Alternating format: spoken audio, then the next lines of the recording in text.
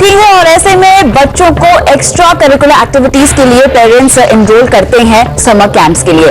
जितना बच्चों को एडवेंचरस बनाना जरूरी है उतना ही जरूरी है उन्हें आर्थिक आजादी की सीख देना।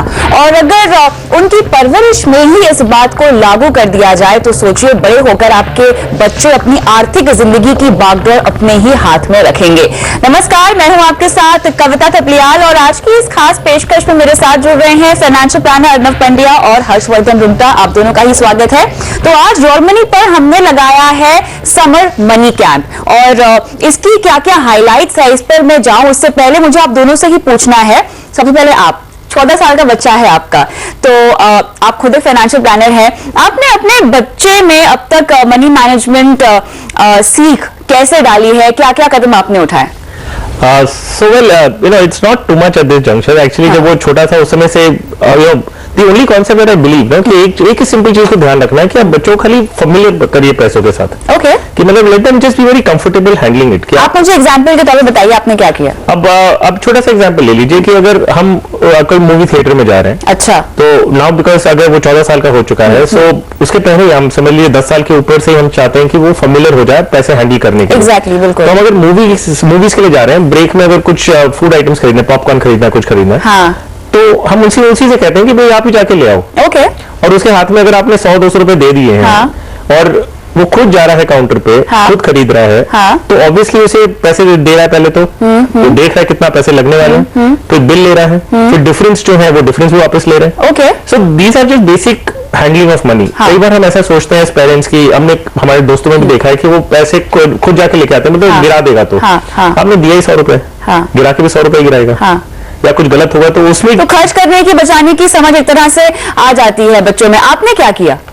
देखिए, पहली बात तो ये कि एक मनी के बारे में उनको समझाना बहुत जरूरी है। आपने कैसे समझाया फिर? नहीं, समझाने की बात यानी कि उनको एक्सपीरियंस से ही होता है। Exactly. तो किस प्रकार से आप उनको पैसे देते हैं, किस प्रकार से वो उसका वैल्यू समझते हैं। Okay. तो यानी कि खास करके एक बात कि अगर आपके पास पैसे हैं तो उसे क्या इमीडिएटली आपको सिर्फ स्पेंड करने के लिए ही इस्तेमाल करने हैं या उसे बचाने भी है, क्योंकि एक जब बच्चे छोटे होते हैं तब उनके लिए एक इस प्रकार का सेविंग, खास करके कोई पिगी बैंक हो, उसमें उसको तो आपने अपने बच्चों में पिगी बैंक में पैसे डालने की आदत डाली और मेरे ख्याल से ऐसे उनको मनी मैनेजमेंट की सीख भी मिली। लेकिन आज रॉयल मनी पर हम जो समर मनी कैंप की बात कर रहे हैं उसका मतलब ये है कि अपने बच्चों को आप कैंपिंग या अलग अलग एक्टिविटीज में भर्ती तो करते ही हैं, लेकिन किस तरह की सीख जो आपको इन एक्स्ट्रा करिकुलर एक्टिविटीज में मिलती है उसी को आप फाइनेंशियल प्लानिंग या अपने बच्चों में फाइनेंशियल फ्रीडम की सीख इम्बाइब करने में इस्तेमाल कर सकते हैं। अर्नव जी, अलग अलग एक्टिविटीज में बच्चों को एनरोल करते हैं, कोई एडवेंचरस एक्टिविटीज में बच्चों को लगा देता है, कुछ क्रिएटिव एक्टिविटीज में करता, ताकि उनका जो हुनर है वो एक तरह से शार्प हो, उनमें और भी स्किल्स ऐड हो।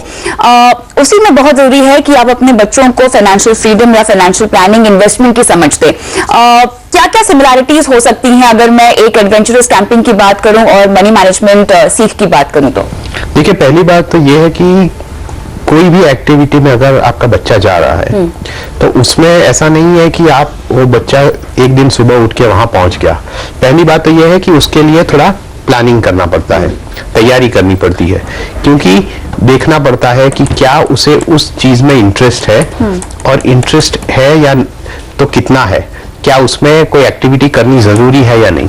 ये एक सीधा लिंक होता है हमारे बेसिक्स ऑफ मनी के साथ, जिसमें ये है कि आप अपने पैसों के लिए प्लानिंग कीजिए, उसी तरह इस प्रकार की एक्टिविटी में आपको प्लानिंग करनी है। दूसरी बात यह है कि इससे ये भी सीख मिलती है कि जब आप कोई स्पेसिफिक एक्टिविटी जो आपके लिए सही है वो कर रहे हैं, तो ये आपके पैसों के साथ भी यही है कि आप जो एक्सपेंस कर रहे हैं, आप जिस प्रकार का आगे जाके इन्वेस्टमेंट करेंगे वो आपके नीड्स के लिए सही होना चाहिए। ऐसा नहीं है कि कोई और कर रहा है इसीलिए कर रहा है, क्योंकि ऐसा भी होता है कई माँ बाप अपने बच्चे को सिर्फ कोई कैंप में भेज देता है क्योंकि सभी भेज रहे हैं। ऐसा ना हो, अगर आप अपने बच्चे को कोई कैंप में, कोई एक्टिविटी में, समर वेकेशन में नहीं भेज रहे वो ठीक है, क्योंकि आपका बच्चा को इस प्रकार की चीज करनी नहीं है, वो भी ठीक है, क्योंकि जो उसके लिए सही है वो सही होना चाहिए और उसको वो एंजॉय करना चाहिए। हर्ष, मुझे ये बताइए कि जैसा कि आपने कहा कि आपने अपने बच्चों को शायद थिएटर में जब गए तो पॉपकॉर्न खरीदने भेज दिया और ऐसे में उन्हें खर्च और बचत को लेकर समझ आ गई है, लेकिन बचत की जो सीख होती है वो अक्सर हम देखते हैं कि इंडियन पेरेंट्स अपने बच्चों को देते ही है। इन्वेस्टमेंट को लेकर समझ हम कब उन्हें दें और वो कैसे समझाएं? सो वेल, एक्चुअली इन्वेस्टमेंट्स की अगर हम बात कर रहे हैं, सो क्वाइट ऑनेस्टली जब तक आप अगर 10 से 20 इयर्स के बच्चों को डील कर रहे हैं, सो इन्वेस्टमेंट्स एक्चुअली सेकंड स्टेज में आना चाहिए। फर्स्ट स्टेज होना चाहिए कि आप पैसे हैंडल कैसे करते हैं। पैसे हैंडलिंग के प्रोसेस में आपका खर्चा बहुत ज्यादा जरूरी है। हम हमेशा इन्वेस्टमेंट्स की एडवाइस देते हैं कि आप कैसे इन्वेस्टमेंट कर सकते हैं, लेकिन इस पे तो हमने कभी बात ही नहीं की कि आप खर्चे कैसे प्रूडेंटली करें, कैसे लॉजिकली करें विदाउट ओवर स्पेंडिंग, या तो ओवर बचत भी नहीं करें। So how do you spend prudently, ये पहला लेसन है जो आपको बच्चों को उस टाइम पे देना है। मोस्ट इंपॉर्टेंट ये है कि आप जब छोटी रकमों से डील कर रहे हैं, 100, 200, 500 रुपीज से डील कर रहे हैं, तो उतना ही नुकसान होगा ना जितना आप उनके हाथ में दे रहे हैं। जैसे मैंने आपको उदाहरण दिया था कि अगर हम पॉपकॉर्न या कुछ खरीदने की बात कर रहे हैं, आप जितने पैसे देंगे उसी का तो एक्सपोजर उतना ही है आपका। अगर आपने 200 रुपए पॉपकॉर्न खरीदने के लिए दिए हैं, तो ज्यादा से ज्यादा वो 200 रुपए ही गिराएगा, ज्यादा से ज्यादा वो जितना चेंज है वो ढंग से लेके नहीं आएंगे। तो दैट विल बी लर्निंग। आप उनको समझा सकते हैं कि आप बिल पे देखिए, अगर 140 रुपए लग रहे हैं तो आपको 60 रुपए वापस लेके आने थे, आपने खाली 50 लेके आए। So these things actually will help him learn. तो आपका स्टेक कितना है, 10 रुपए का तो लॉस होना है, हाँ बिल्कुल, बट लर्निंग कितनी होनी है। सो एट दिस जंक्शन मुझे लगता है कि इन्वेस्टमेंट्स तो एक्चुअली एकदम बहुत माइल्डली यूज करना चाहिए। ओके, स्पेंड कैसे करते हैं पैसे ठीक से ना, उस पर ध्यान रखना चाहिए। Okay, it is getting familiar with money. बिल्कुल, हाँ। दूसरा उदाहरण अगर हम ले तो आप जैसे अभी हम बजटिंग प्रायोरिटाइजिंग की बात करते हैं, हमारी लाइफ में हम रोज कर रहे हैं, तो ये आदत आप बच्चों में कैसे लगाते हैं? तो आप उन्हें एक सुपर मार्केट में ले जाइए, एक हाइपर जो फॉर्मेट है, डिपार्टमेंटल स्टोर है, उधर ले जाइए, उनको वापस आप 200 रुपए दे दीजिए और बोलिए 200 रुपए में आपको जो चॉकलेट्स खरीदनी खरीद लीजिए, जो सामान आपके टॉयज खरीदना जो खरीदना खरीद लीजिए। आप देखेंगे जब वो पहली शेल्फ से उठाते हैं चीजें ना, तो बहुत सारी चीजें उठाएंगे, वो होगा पूरा बिल बन जाता है 500,000 रुपए का। ओके, फिर लेकिन आपने उनसे क्या कर रखा है, 200 रुपए आपके पास है, अब उसमें से क्या ले सकते हो आप देख लो, अपने भी प्राइस टैग देखने लग जाएंगे। फिर देखेंगे कि ये मुझे अभी जरूरत नहीं है, तो प्रायोरिटाइज करना चालू हो जाएगा कि ये मुझे नहीं लेना, क्या लेना है। सो स्पेंडिंग से आप जितना सीख सकते हैं ना, उतना इन्वेस्टमेंट से नहीं सीख सकते। तो खर्चे करने की उनको सही तरीके से, तो आप 200 रुपए दिए, सामान उन्हें 1000 रुपए के लेके आ गए, तो ऑटोमेटिकली उन्हें डिसाइड करना पड़ेगा कि 200 रुपए में क्या क्या चीज खरीदनी है। ऑलराइट, कैंपिंग में हम फिर क्या क्या सिखा सकते हैं? कैंपिंग के जरिए हम क्या क्या सिखा सकते हैं बच्चों को? एडवेंचर्स में तो हम अलग अलग एक्टिविटीज में उनको सिखाते ही हैं, लेकिन अब अगर फाइनेंशियल प्लानिंग की मैं बात करूं या मनी मैनेजमेंट की मैं बात करूं, तो इमरजेंसी फंड्स की सीख देना बहुत जरूरी है। और साथ ही जब आप कैंपिंग के लिए जाते हैं तो आपको काफी तैयारी के साथ जाना होता है, आपको क्लैरिटी होनी चाहिए कि आप किस तरह के एक्टिविटी में इंडल्ज करने वाले हैं। तो इन चीजों को मैं कैसे समझूं अगर मनी मैनेजमेंट की सीख देनी हो बच्चों को? कि अगर इस प्रकार का कोई बाहर का कैंपिंग कोई एक्टिविटी हो, तो उसमें आपके लिए एक बहुत क्लियर चीज होनी चाहिए कि कैंपिंग में कई सारी एक्टिविटीज हो सकती है। अब उसमें भी बच्चों को कभी कभी चॉइस करना पड़ता है कि कौन सी करे, कौन सी ना करे, किस पे कितना टाइम स्पेंड करे। ये भी एक प्रकार का उनके लिए लर्निंग प्रोसेस है, क्योंकि देखिए फॉरएवर लाइफ में भी जब उनके साथ पैसों का डीलिंग होगा, तब उन्हें भी ये रियलाइज होगा कि आप सब कुछ नहीं ले सकते, आपको कभी ना कभी या मोस्ट केसेस आपको चॉइस ही करना पड़ता है। तो आप चॉइस किस प्रकार से करते हैं, इससे उनका ये पूरा डिसीजन मेकिंग जो प्रोसेस है वो भी क्लियर हो जाता है। और इसीलिए बच्चों को इस प्रकार की चीजें करनी चाहिए, क्योंकि तब वो खुद अपना इंपॉर्टेंस उसको जान लेंगे। हाँ, देखिए जब खर्चों की बात आती है तब एक और चीज होती है कि एक और तरीका होता है जिसमें आप बच्चों को सिखा सकते हैं। फॉर एग्जाम्पल, मानिए एक सिंपल चीज है, आपको एक जगह से दूसरी जगह जाना है, तो आपके पास कई चॉइसेस होते हैं। आप बस से जा सकते हैं, आप टैक्सी से जा सकते हैं, या अपनी कार खुद लेके जा सकते हैं। अगर आप उन्हें समझाते हैं कि देखिए बस में जाएंगे इतना खर्च होगा, टैक्सी में जाएंगे इतना होगा और कार में इतना, तो आप उनको ये भी समझा सकते हैं कि अगर आप मान लीजिए कि बस में कम खर्च हो रहा है काफी अमाउंट से और 50 रुपए बच रहे हैं, तो आप उनको ये भी समझा सकते हैं कि ये जो 50 रुपए इस जगह पर बच रहे हैं वो आप कहीं और खर्च कर सकते हैं जिसमें आपको ज्यादा इंटरेस्ट है या जिस चीज में आपको ज्यादा लगाव है। तो इस प्रकार से छोटी छोटी चीजें जब आप डेली डीलिंग्स करते हैं तभी भी आप बच्चों को सिखा सकते हैं और कैन की एक्टिविटीज में भी ये बाहर उभर कर आती है। एब्सोल्युटली। बैंकिंग एक्टिविटीज की समझ देना या बैंक पर जाके कैसे पैसों का लेन देन होता है, ट्रांजैक्शंस कैसे होते हैं, इसकी भी सीख देना बहुत जरूरी होता है। यस, नेचुरली, लेकिन आप उन्हीं लेवल से शुरू करें। So this I am talking कि अगर आप 15 साल के ऊपर के बच्चों की बात कर रहे हैं तो उनको डेफिनेटली आप बैंक में लेके जाइए और उनके नाम पे आप बैंक अकाउंट खुलवाइए। उनमें उनको बोलिए कि आप अगर चाहें तो बैंक के अकाउंट में ही पैसे रख सकते हैं और विड्रॉ करना है तो कर लीजिए। सो आप एक बहुत लाइट मैनर में इंट्रोड्यूस कर रहे हैं, बहुत सीरियस बैंकिंग नहीं करवानी उनसे, मतलब आपको उनसे चेक इशू करवा के कोई स्कूल की फीस तो भरवानी है नहीं। सो इशू सिंपल है कि आपके पास पैसे हैं, आपके पास अपने पास पैसे हैं, अगर आप जो खर्च कर रहे हैं तो वो आप कैसे करें उसकी आप आदत दिलवा रहे हैं उनसे। दूसरी चीज आप ये करेंगे, अगर पैसे बच जाते हैं और आप उसे जमा करते हैं, अगर आपके बैंक के अकाउंट में रखेंगे तो आपको 3.5-4% इंटरेस्ट मिलने वाला है। तो या तो आप बैंक में रखिए और या तो आप उसमें अपने पहले आप खुद ही उनको अगर ये हैबिट दिलवानी है तो आप उनसे पैसे ले लीजिए और उनको बोलिए कि इस पे आपको जो वेकेशन पूरी खत्म हो जाएगी तो इस पे आपको इंटरेस्ट मिलेगा। So they will understand this concept कि भाई मैं अगर बचत करता हूँ तो मुझे थोड़े पैसे ग्रो के मिलते हैं और बैंक में रखेंगे तो इंटरेस्ट मिलता है। बैंक होता क्या है, चेकबुक क्या होती है, और चेक से आप एक्चुअली पेमेंट किसी और को कर सकते हैं। तो ये छोटी छोटी चीजें ऑफ कोर्स, लेकिन आप 15 साल के ऊपर के बच्चों के साथ करें, क्योंकि उसके नीचे में आप अननेसेसरी कोई मतलब आप 10th की पढ़ाई उन्हें 3rd स्टैंडर्ड में करा रहे हैं, सो वो भी नहीं करना है हमें। डोंट ओवरवेलम देम, मतलब कि एक बहुत सीरियस इशू नहीं लगना चाहिए उन्हें, लगना चाहिए सीख रहे हैं वो at the same time activity. तो बहुत सारे लोग जो है अपने बच्चों के नाम का निवेश करते हैं या उनके बिहाफ में इन्वेस्टमेंट करते हैं और ऐसे में लगता है कि हमारे बच्चों को शायद समझ में आ जाएगा कि कैसे निवेश की शुरुआत आपको करनी चाहिए। ये तरीका कैसा है? देखिए, अब जब तक बच्चा माइनर है तब तक तो ये सभी पेरेंट के नाम पे होता है। तो इन मोस्ट केसेस बच्चे को पता भी नहीं है कि किस प्रकार का इन्वेस्टमेंट क्या है या उसका मीनिंग क्या है। शायद जब when he is 15, 16, 17 तब उसको थोड़ा पता चले। लेकिन अगर आप देखिए कोई भी इन्वेस्टमेंट देखिए, अब जब आप बच्चों के नाम में करते हैं तो अल्टीमेटली जो पेरेंट पे आता है उसी पे सब जुड़ जाता है। फॉर एग्जाम्पल पीपीएफ में अगर आप देखिए तो आपका माइनर चाइल्ड है तो आपकी 1.5 लाख की लिमिट के साथ उसकी लिमिट जुड़ जाएगी। उसी तरह अगर आप 1,500 से ज्यादा आपके बच्चे की इनकम है तो क्लबिंग में उससे ज्यादा जो भी इनकम होती है वो आपके साथ जुड़ जाती है। अगर ये सब चीज है तो अल्टीमेटली जो पेरेंट है उस पर ही पूरा फाइनेंशियल डिटेल आ जाती है। तो अगर आप प्लानिंग करना चाहते हैं तो उनके लिए इस एक सेपरेट इन्वेस्टमेंट रखिए, वो अलग है। लेकिन सिर्फ बच्चों का नाम रखने से वहां कुछ बड़ा फर्क गिरने वाला नहीं है, क्योंकि उससे कोई टेंजिबल बेनिफिट नहीं है। ऑलराइट, लेकिन चलिए यहाँ पर रुकते थोड़े ब्रेक के लिए। ब्रेक के बाद आपको बताएंगे कि बच्चों को आप पॉकेट मनी मैनेजमेंट कैसे सिखाएं, खासतौर से टीन्स के साथ, क्योंकि स्कूल से निकलकर जब कॉलेज में जाते हैं तो ऑब्वियसली खर्चे उनके ज्यादा होते हैं, उनकी अलग एस्पिरेशंस होती हैं, तो कैसे वो अपनी पॉकेट मनी को मैनेज कर सकते हैं और उसमें आप उन्हें किस तरह की समझ दे सकते हैं इन्वेस्टमेंट को लेकर, इस पर हमारा फोकस होगा। लेकिन छोटे से ब्रेक के बाद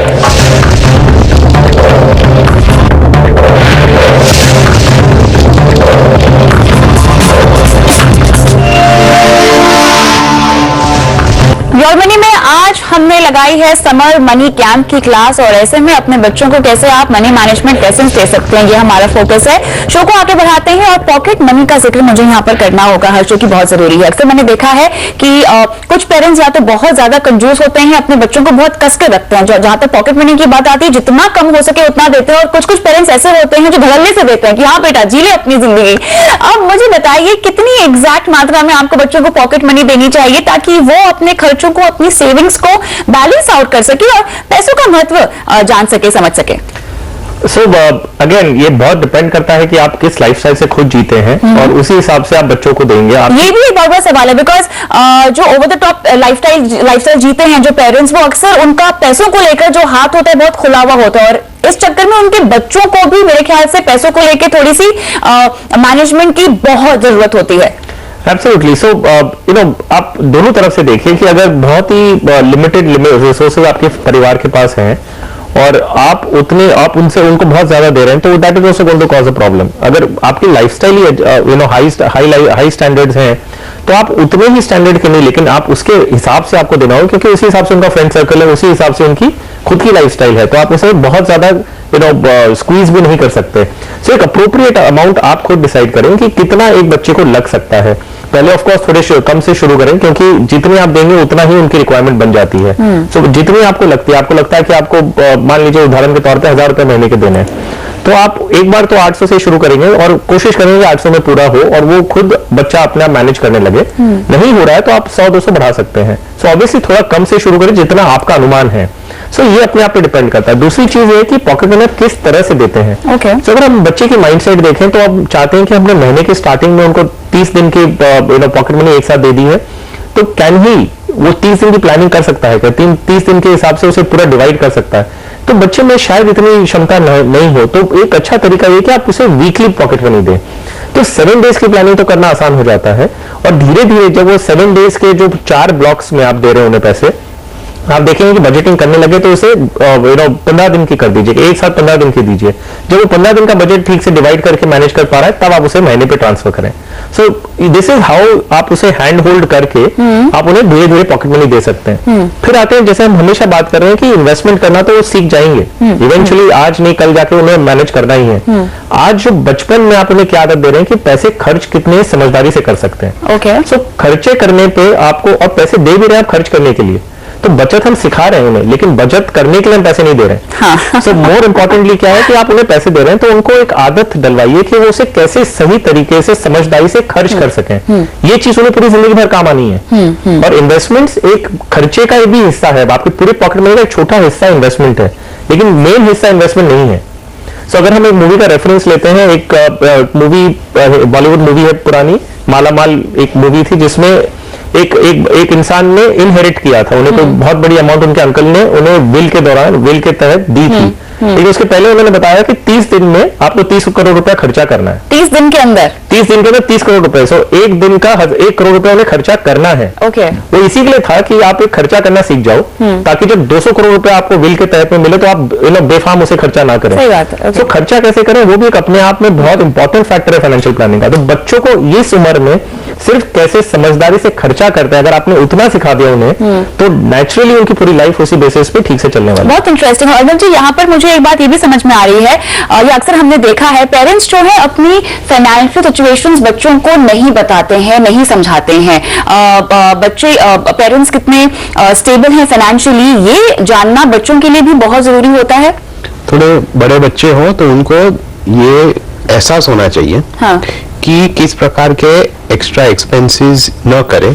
अगर उनके लिए क्या एक्स्ट्रा है ये उन्हें पता होना चाहिए। तो इसीलिए जब छोटे हैं तब से उनको ये समझाना जाना चाहिए, और उनके ये एक तरीका है जिससे आप ये भी कर सकते हैं कि आप कई डिसीजंस उन पे छोड़ दीजिए और फिर उसे उस डिसीजन का वैल्यू बताइए।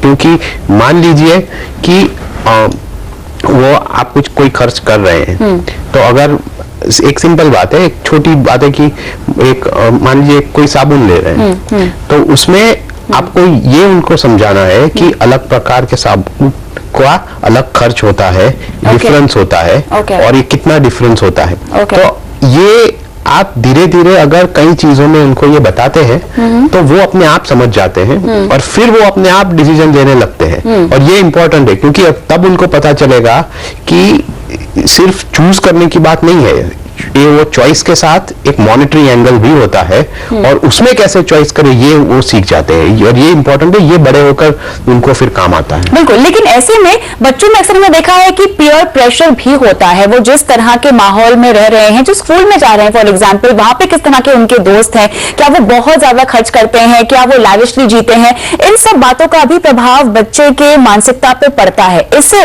आप कैसे डील कर सकते हैं एज ए पेरेंट, ये हम समझेंगे हमारे एक्सपर्ट से इस छोटे से ब्रेक के बाद।